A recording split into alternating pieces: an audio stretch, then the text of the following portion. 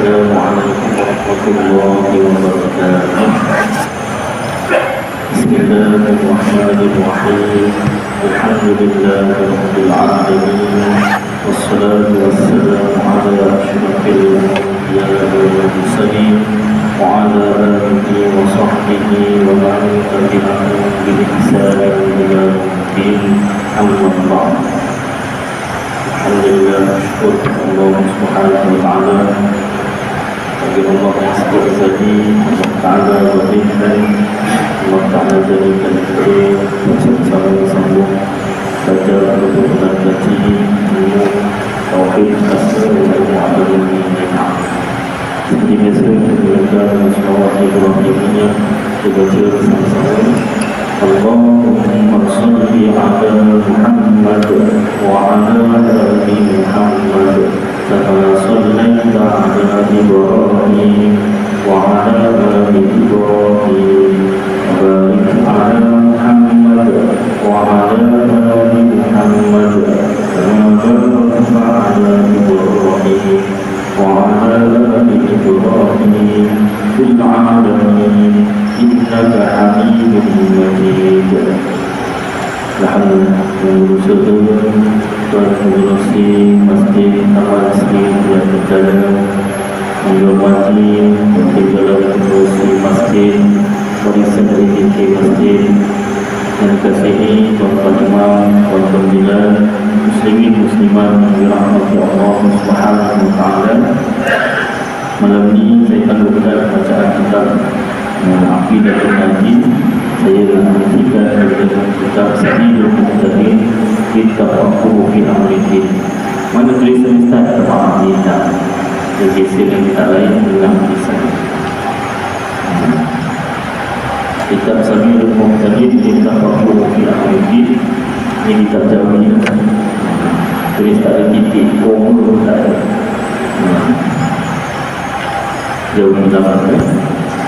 Kitab ini dikarang atas perkataan Imam Syafi'i radhiyallahu anhu, karangan Kiai Al-Imam Al-Alamah Al-Hammam Al-Fatamah Al-Syaikh Muhammad Arsyad bin Abdullah Al-Banjar rahimahullahu ta'ala, ulama Banjarmasin, ulama Melayu Banjarmasin.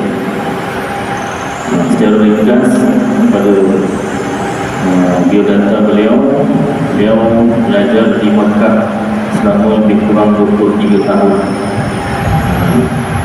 Kalau macam saya belajar 3 tahun dapat ijazah sarjana muda. Kalau saya tambah lagi 2 tahun pasti. Kalau saya tambah setahun ke 2 tahun dapatlah PhD.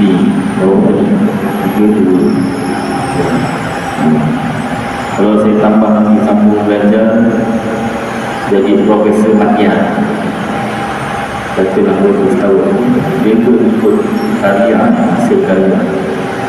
Kalau saya tambah lagi sambung naik lagi jadi profesor, bismillah. Kalau saya sambung lagi jadi, ada last pun ada profesor emeritus, kan? Profesor emeritus tu last lagi. Ketus tu kan tak ada lagi. Meletus otaknya tu kan, fikir, menghasilkan karya-karya akademik. Itulah last lagi. Biasa yang kita selalu dengar, yang saya selalu dengar, Profesor emeritus UKK. Yang lain tak ada saya jarang dengar. Biasa yang cik. Waktu itu pakar sejarah. Masa saya belajar kat UKM dulu, ada seorang pensyarah, Profesor Dr. Teo Kok Siong. Dia pun ada meninggal juga buat ini. Masa mula-mula saya jumpa dia, masa tu dekat fakulti lah, belum masuk kelas dia jumpa. Muka dia macam Melayu kan, dia asal Kelantan. Saya beri salam, Assalamualaikum. Dia tak jawab, sombong betul. Usyarah biasa. Bukunya nama tu kelas dia, Profesor Dr. Teo Kok Siong. Patut tak jawab salah.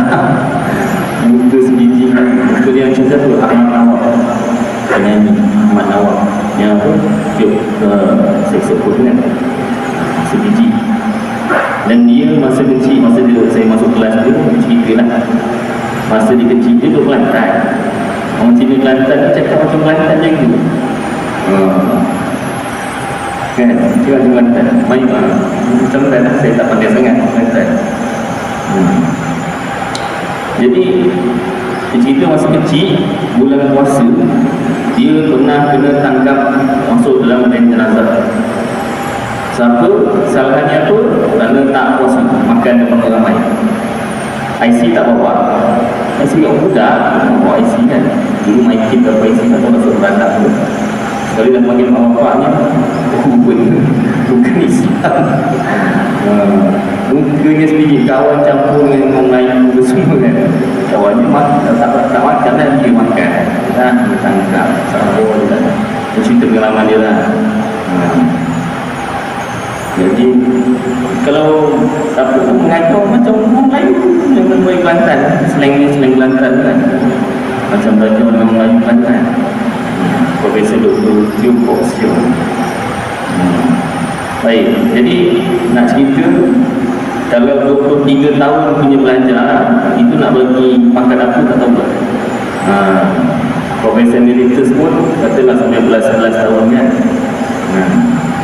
23 tahun Syekh Muhammad Arsyad Al-Banjari belajar di Mekah. Itu pun dia nak sambung lagi belajar, tapi guru dia pesan dekat dia belajar kita Arab kan, se-Arab kan. Guru dia pun Arab. Guru dia kata awak balik dulu ke tanah air Banjarmasin tu, awak sampaikan dulu yang dah belajar 23 tahun ni, sampaikan dulu. Nanti ada rezeki sambung belajar. Ialah mu'adkan dulu kan, balik ke tanah air. Sampai di Banjarmasin, Sultan ketika itu meminta supaya Syekh Muhammad Arsyad itu belajar Arab apa semua. Jadi minta dia karang satu kitab lain.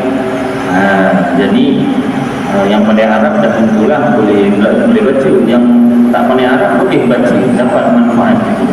Lalu dia pun mengarang kitab Sabilul Muhtadin bi Tafaqquh fi Amrihi. 2 juzuk. Ini 2 juzuk. Sampai kitab fikihnya ada 5 cabang. Dalam ilmu fikih, ilmu syariat ni cabang: ibadat, nakahat, muamalat, jinayat, faraid. Syekh Muhammad Arsyad baru buat 2 juzuk tentang ibadat, belum masuk lagi 4 ni. Baru sampai bab al-imah, makan, apa yang boleh makan, apa yang halal dimakan, apa yang haram dimakan.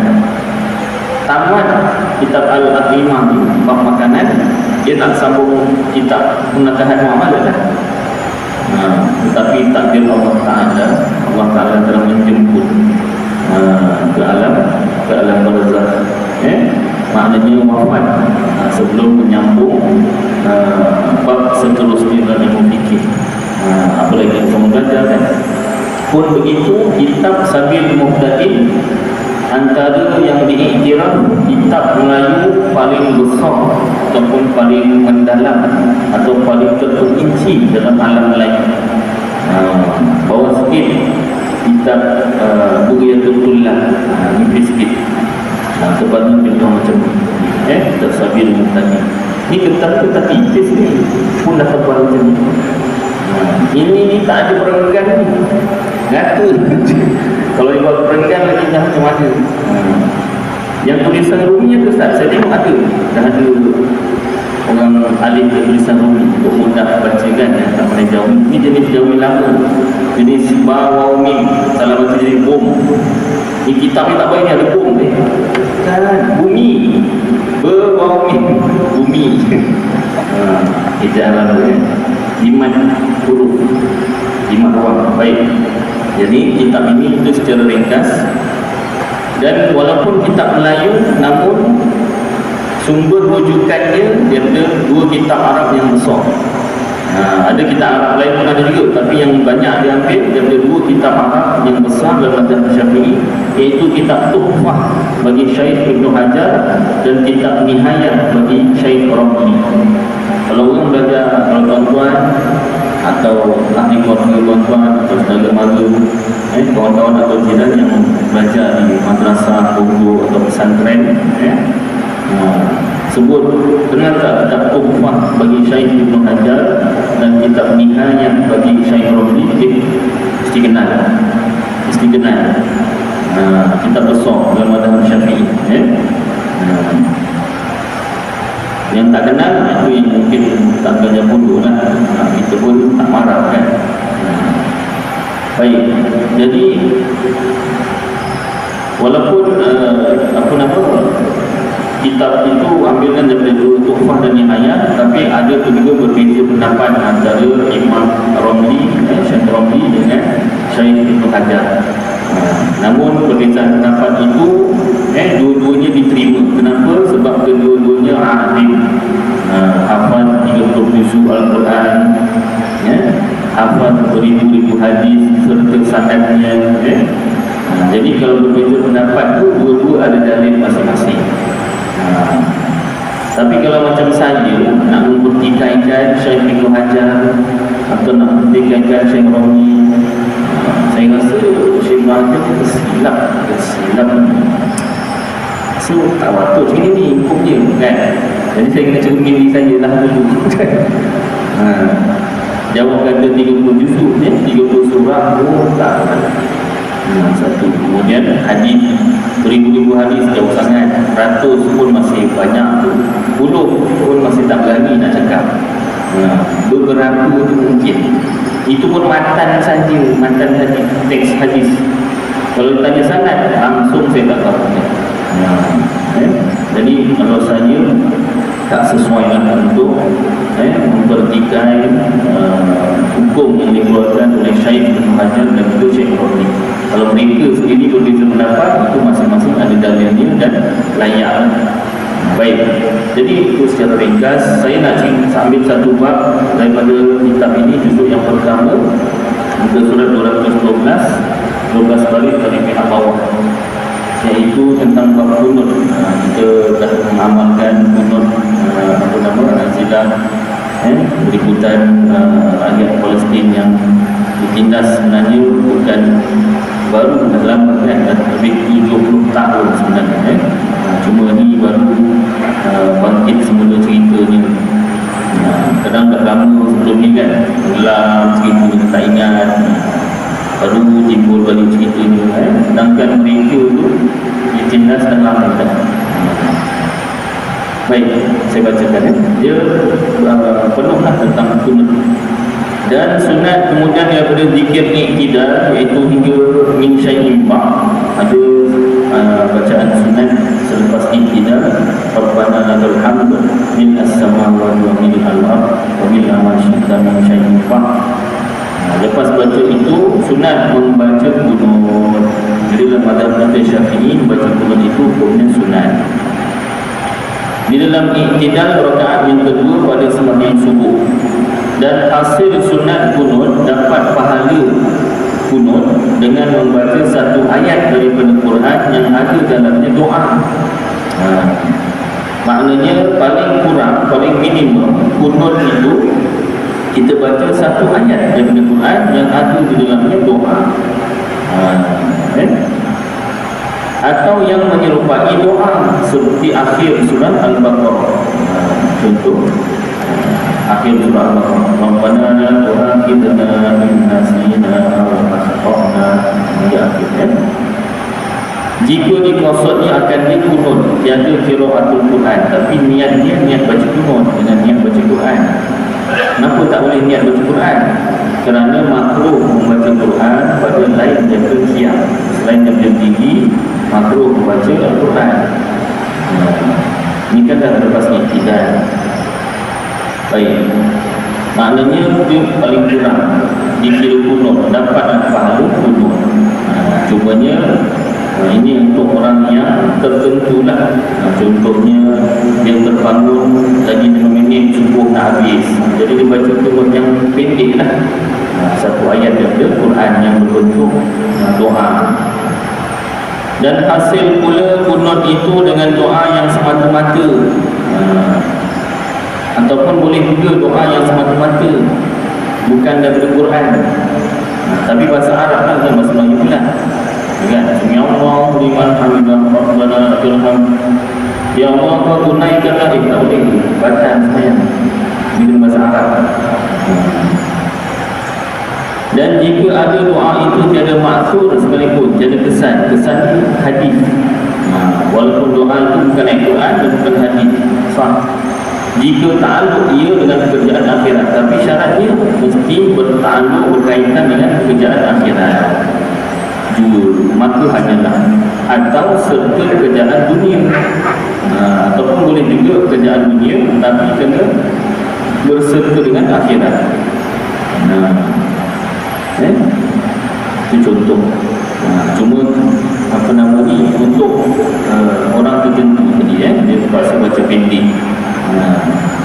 Maknanya kalau tak ada sebab yang munasabah, tak perlu lah baca yang pendek kan. Katalah imam, katalah tempat di mana entah perintah kan, Sami Allahu liman hamidah rabbana. Pada tangan makmum dan katakan bersedia kan menghamidkan tu tiba-tiba ngomong Rabbana atina fid dunya hasanah wa fil akhirati hasanah wa qina adzabannar wa sallallahu makmum dah bagaimana pun kita doa lepas bayar ke kan lanjut. Jadi imam belajar, makmum pun belajar, baru dah tak bergabung. Dan tak ada sebab yang perlu dipendekkan, bacalah panjang kan. Ini ceritanya tadi kalau macam tadilah terbangun lewat jadi 5 minit atau lagi 10 minit subuh habis, takut habis waktu subuh, baca yang pendek boleh. Tetapi kunut yang afdal, tadi cerita yang paling minimum, ada cerita yang paling afdal, yang paling utama, iaitu yang warid, ada hadis daripada Nabi SAW, iaitu Allahumma hdini fi man hadait wa afini fi man afait wa tawallani fi man tawallait.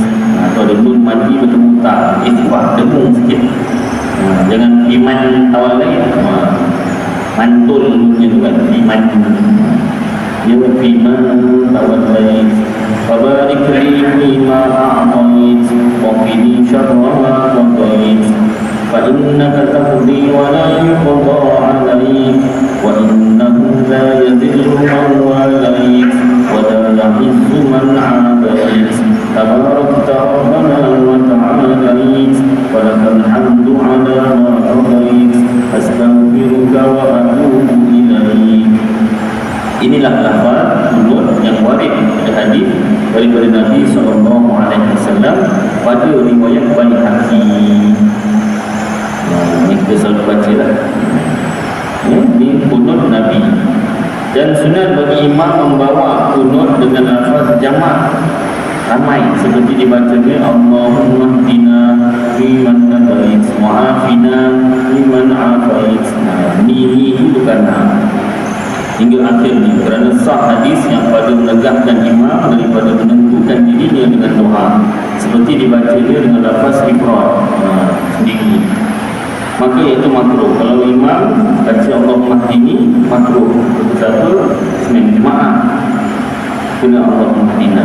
Dan seperti kunut tiap-tiap zikir dan doa yang lain di dalam sembahyang, maka disunatkannya bagi imam membawa dengan lafaz jamak, melainkan doa yang warid ada hadis daripada Nabi SAW bahawasanya dia membawa akan dia dengan lafaz ifrad, melainkan doa yang disuruh baca untuk diri sendiri walaupun jadi imam, padahal dia imam, maka hendaklah dibawakan dia dengan lafaz ifrad sendiri, kerana mengikut bagi yang warid itu, untuk hadis itulah, iaitu contoh Rabbi ghfirli warhamni di akhirnya, di dalam duduk antara dua sujud.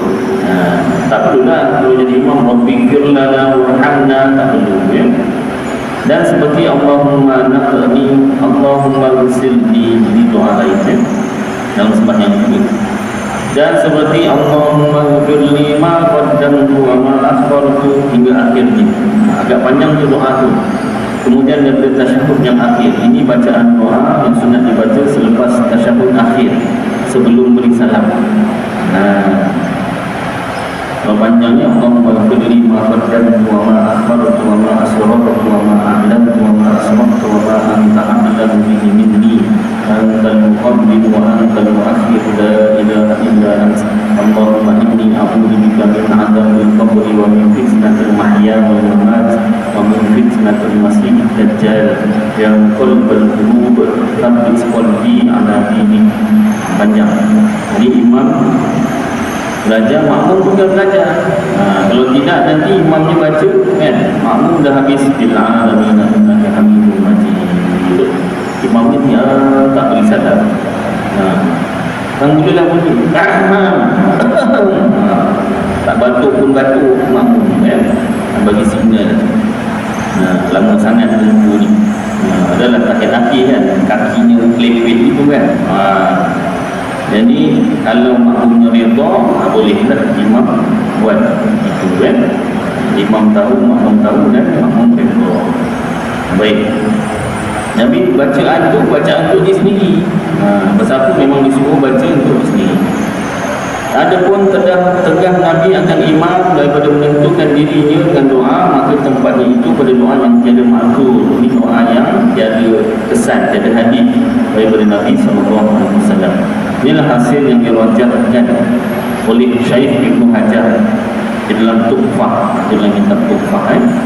Katanya sekira-kira dibawa imam akan doa yang tiada makruh, tiada hadis, dimakruhkan baginya membawa dengan lafaz ifrad. Dan inilah tempat menanggungkan tegah yang tersebut itu. Dan sekira-kira dibawanya akan doa yang maksud, ada hadis kesan daripada Nabi SAW, hendaklah diikutnya lafaz yang maksud itu, lafaz yang dalam hadis itu. Kata Syekh Ibnu Hajar dalam Tuhfah, hasilnya dan sunat bagi yang sembahyang seorang dan bagi imam yang redha makmumnya dengan panjang. Panjang macam mana? Bahawa dibacanya kemudian daripada kunut yang warid itu, kunut Nabi itu dibaca apa? Kunut Sayyiduna Umar. Apa kunut Sayyidina Umar? Iaitu Allahumma inna nasta'inuka wa nastaghfiruka wa nastahdika wa nu'minu bika wa natawakkalu 'alaik wa nuthni 'alaika al-khayra kullah nashkuruka wa la nakfuruka wa nahlahu wa nasruku man yafjuruka Allahumma iyyaka na'budu wa laka nusalli wa nasjud wa ilaika nas'a wa nahfid narju rahmataka wa nakhsha 'adzabak inna 'adzabaka jidda bil kuffari mulhiq. Telah meriwayatkan akan dia Baihaqi, Imam Baihaqi juga, dengan seumpama yang demikian itu daripada fi'il perbuatan Sayyiduna Umar radhiyallahu anhu. Ini namanya kunut Sayyiduna Umar, yang tadi kunut Nabi. Maka apabila dihimpunkan antara dua kunut itu, kalau nak baca dua-dua, maka sunat mendahulukan yang pertama. Kenapa? Kerana sabit dia, tetap dia daripada Nabi SAW. Dan jika dikendaki membawa dengan salah satu, kalau nak baca salah satu sahaja daripada keduanya, maka hendaklah dibawanya kunut yang pertama, kunut Nabi lah kalau nak baca satu saja, kerana illah sebab yang tersebut itu. Tapi kalau nak baca kunut Sayyidina Umar saja pun boleh juga, tidaklah haram ya. Ini dari segi afdal yang lebih utama ya.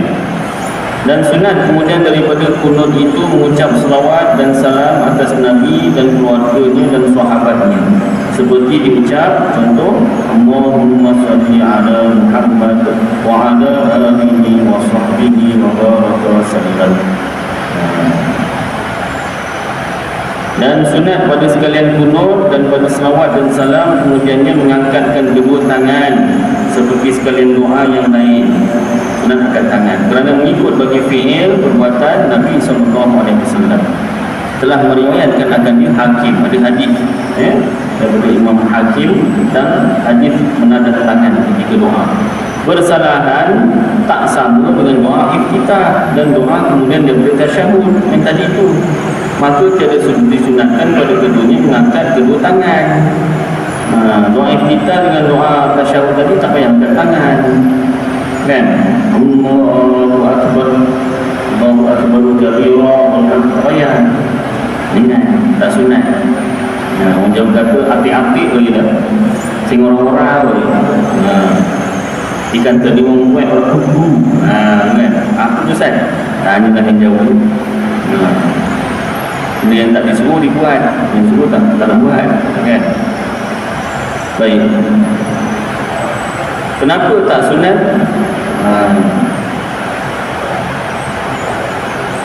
Kerana bahawasanya tangan ada baginya watifah, ada amalan lain dalam doa iftitah dan doa tasyahud. Kalau iftitah sunat tangan bawah dada atas pusat. Masa tasyahud tangan dekat tutup-tutup, Dan disunatkan bagi tiap-tiap orang yang membaca doa menadahkan dua tapak tangannya ke langit jika minta doa ia dengan menghasilkan sesuatu. Minta menghasilkan sesuatu, tadak tapak tangan yang putih ini ke langit. Dan menadahkan dua belakang tangannya ke langit jika minta doa ia dengan menolakkan sesuatu. Kalau nak menolakkan sesuatu, tadahkan belakang tangan yang coklat. Saya tak tahu Ustaz mana satu yang menghasilkan sesuatu atau menolakkan sesuatu. Boleh tak saya buat gini? Panjang doa, tak boleh. Bubuk no, nampak gaya. Gini aja lah tak boleh.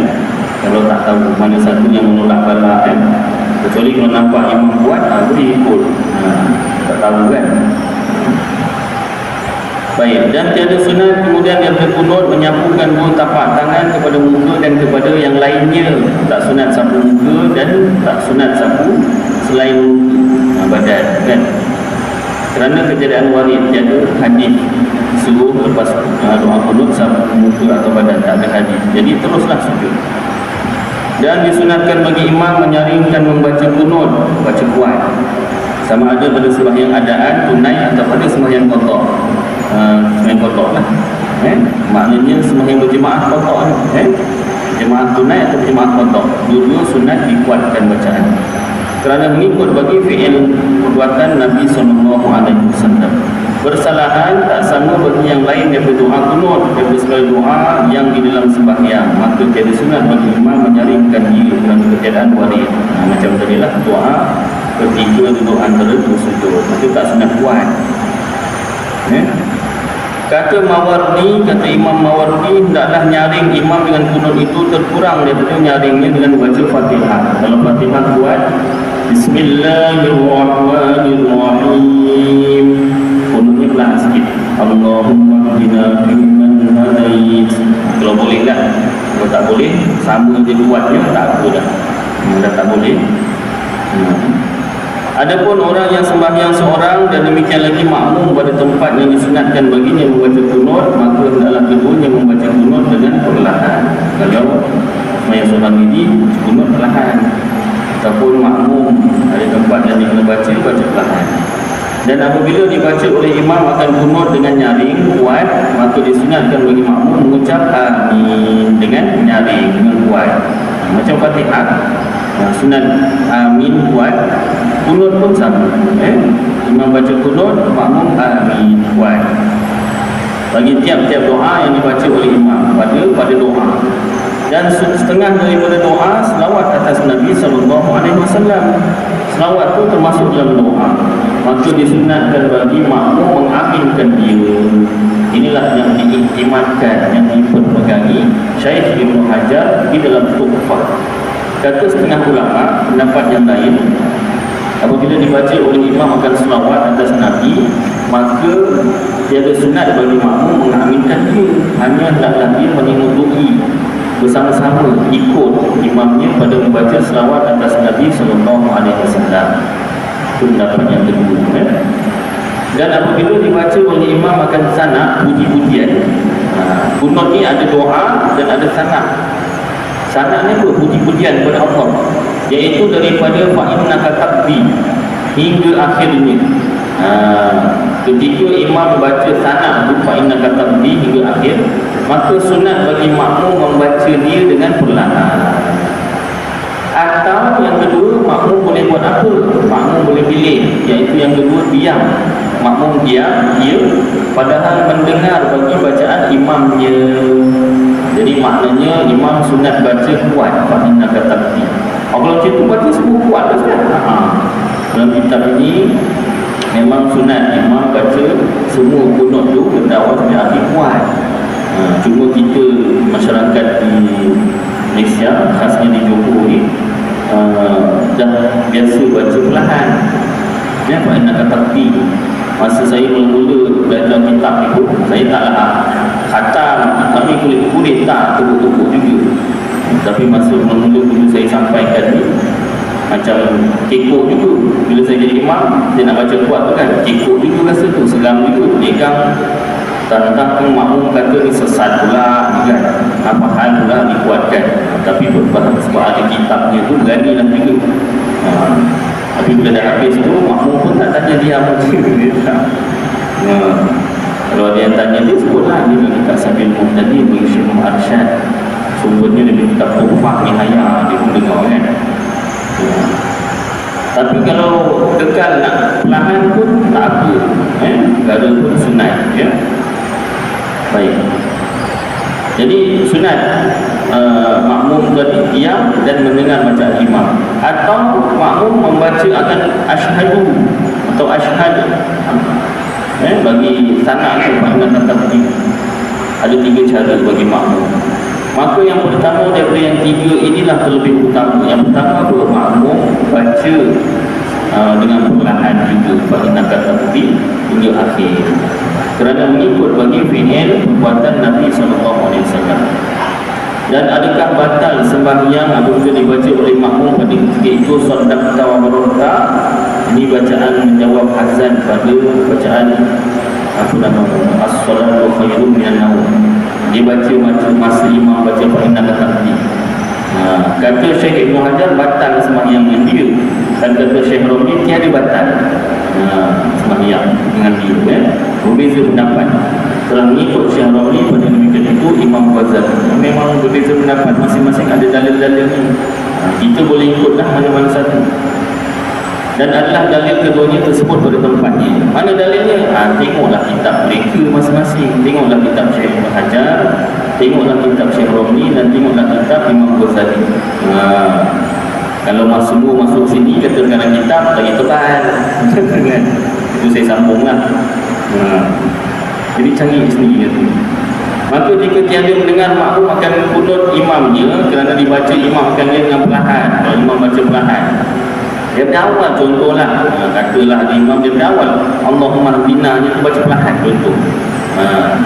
Atau kerana jauh dia daripada imamnya, penuh masjid kan, sampai jauh tak dengar suara imam, atau kerana tuli telinganya, buka telinga makmum, atau mendengar dia akan suara yang tiada faham ia akan dia dengar tapi tak jelas, maka hendaklah ia, ini makmum, membaca kunut dengan perlahan, seperti sekalian zikir dan doa yang tiada mendengar ia akan dia. Syahdan disunatkan pula membaca kunut. Ini syahdan kan bahasa Arab kan. Disunatkan pula membaca kunut yang tersebut itu pada iktidal rakaat yang akhirnya daripada tiap-tiap sembahyang fardu lain daripada fardu subuh. Tetapi kerana nazilah, pertolongan, artinya kerana kedatangan suatu bala, sama ada ia melengkapi sekalian orang Islam atau tertentu ia pada setengah orang Islam, jika kembali mudaratnya kepada sekalian orang Islam, seperti wabak dan ta'un dan qahqah. Qahqah ni kemarau, dan belalang atau tikus dan hujan yang memberi mudarat akan rumah atau perumahan padi, dan seperti takut akan seteru musuh, dan seperti tertawan orang alim atau orang berani berislam oleh orang kafir. Kerana tersebut dalam beberapa hadis, bukan satu, beberapa, banyaklah yang sahih bahawasanya Nabi SAW adalah membaca kunut sebulan dalam sembahyang 5 waktu, subuh, zuhur, asar, maghrib, isyak, baca kunut, kerana menolakkan kejahatan seterunya musuhnya daripada sekalian orang Islam, dan dikiaskan atas takut akan seteru itu barang yang lainnya. Dan sunat pula membaca kunut nazilah itu dengan nyaring, dan jikalau pada sembahyang sirriyah sekalipun, sembahyang zuhur asar pun sunat baca kunut nazilah kuat. Jadi maknanya kunut nazilah ni asalnya ialah kunut Nabi dan kunut Sayyidina Umar dibaca selain waktu subuh. Tapi sebab kita dah biasa Allahumma hdini itu kunut subuh, dan kita dah biasa sebut Allahumma inna nas'aluka tu kunut nazilah. Yang sebenar-benarnya kunut nazilah tu ialah kunut yang dibaca selain sembahyang subuh kerana pertolongan lah. Bacaannya apa? Kembali sebelum tadi, kalau nak baca dua-dua, baca kunut Nabi dulu, kemudian kunut Sayyidina Umar. Kalau nak baca salah satu, yang afdal baca kunut Nabi. Tapi kalau nak baca Sayyidina Umar punya sahaja pun boleh juga. Itulah dari segi istilah sahajalah. Cuma kalau macam saya, masa tu dekat minggu lepas dekat surau desa Teberau, baru dipanggil mengajar situ. Jadi apa nama ni, saya buka lah benda yang sama lah, kitab ni kan. Jadi kat situ saya pula tak hafal kunut Sayyidina Umar panjang. Tu kunut Nabi tu saya hafal lah. Kemudian dekat situ pula tak ada hafal apa-apa kunut apa nama ni Sayyidina Umar tu tak ada. Macam dia hafal kat masjid apa kampung pokok siap dibesarkan buat apa nama macam banner yang macam banner kan, panjang tu kan besar. Jadi bolehlah baca kalau tak hafal kan. Jadi kat situ tak ada, saya pula tak hafal. Jadi saya kata andai kata saya jadi imam isyak nanti, saya cakap kat situ, kalau saya baca tu Allahumma ini jangan terkejut. Allahumma hdina fiman hadayt, jangan terkejut pula. Ini sembahyang isyak ni. Yang duduk pun okeylah, aku kan faham. Takut-takut yang datang kemudian yang tak duduk. Sami Allah Alhamdulillah. Saya pun baca Allahumma hdina fiman hadayt. Ini subuh pun isyak kan? Aku tak salah ke? Takut terkejut pula dengan yang makmum yang lain kan. Jadi yang lain yang duduk kuliah tu saya dah pesan dah bahawa dah baca kitab ni kan. Jadi saya baca apa Allahumma hdina. Jadi dia tak ada masalah kan, dah dengar. Boleh saya tambah juga lah Allahumma suruh ikhwanana fi Palestin. Itu je lah pendek. Nak baca kunut Sayyidina Umar tu panjang sangat, saya tak hafal. Jarang-jarang baca kan. Baik. Jadi itu tentang maknanya dari segi istilah sahajalah. Kunut istilah itu ialah kunut yang dibaca selain waktu subuh kerana minta pertolongan kan. Adapun bacaan kunutnya kunut Nabi dan kunut Sayyidina Umar. Baik, sambung sikit tuan-tuan ya. Tapi insya-Allah kita berhentilah. Adapun yang lain daripada sembahyang fardu 5 waktu, maka seperti adapun kunut sembahyang fardu yang lain daripada subuh dengan tiada kerana nazilah, maka iaitu tiada sunat membaca adalah ia makruh kerana ketiadaan warid hadis. Tak ada, kalau tak ada sebab selain sembahyang fardu tak sunat baca kunut nazilah lah. Tapi kalau apa nama ni, sebab ada masalah, ada balak, boleh dibaca selain solat fardu, selain fardu subuh. Bersalahan dengan fardu subuh, fardu subuh ni tak ada kerana nazilah pun memang sunat. Maka disunatkan padanya kunut atas itlaq. Kita pakai semata-mata. Kenapa? Kerana nazilah atau tiada kerana nazilah. Subuh memang sunat baca kunut, sebab nazilah ke tak sebab nazilah ke memang sunat. Kenapa? Kerana mulia sepanjang subuh daripada sembahyang yang lainnya, serta tertentu ia dengan harus yang dahulu daripada waktu, dan dengan tasbih, dan dengan keadaannya lebih singkat daripada sembahyang yang lain. Subuh kan 2 rakaat, jadi ditambah kunut ada masalah, maka adalah dia terlebih patut dengan menambahi kunut.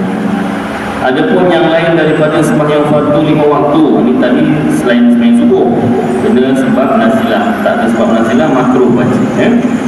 Kalau sembahyang selain sembahyang fardu 5 waktu pula, maka seperti sembahyang jenazah, dimakruhkan padanya membaca kunut atas itlaq kalau tak ada sebab nazilah. Saja-saja nak baca makruh. Semata-mata. Yang ini sama ada ini kerana nazilah atau tiada kerana nazilah. Sebab nazilah pun tak sunat, makruh. Kenapa? Kerana diperbuati sembahyang jenazah atas mereka itu meringankan. Sembahyang jenazah memang disuruh ringan sahaja. Rukuk pun tak ada, sujud pun tak ada kan. Makruh kan. Baik. ikutlah katanya. Jadi maknanya sekurang-kurangnya dapatlah itu suatu perkara. Kunut nazilah itu ialah kunut yang dibaca untuk pertolongan selain sembahyang subuh. Adapun bacaan kunutnya ialah kunut Nabi dan kunut Sayyidina Umar. Mudah-mudahan apa yang kita baca dan dengar bermanfaat untuk saya dan tuan-tuan, kita amalkan dan sampai-sampai insya-Allah. Qul hadza wa astaghfirullahalazim li wa lakum wa lisa'iril muslimina wal muslimat wal mu'minina wal mu'minat fastaghfiruhu wa la tawzul mustaghfirin wa ya najatan al-ghaibin. Sallallahu alaihi wa ta'ala ala khairil khalqi sayyidina wa maulana Muhammad wa ala alihi wa sahbihi wa baraka wa sallam. Subhana rabbika rabbil izzati amma yasifun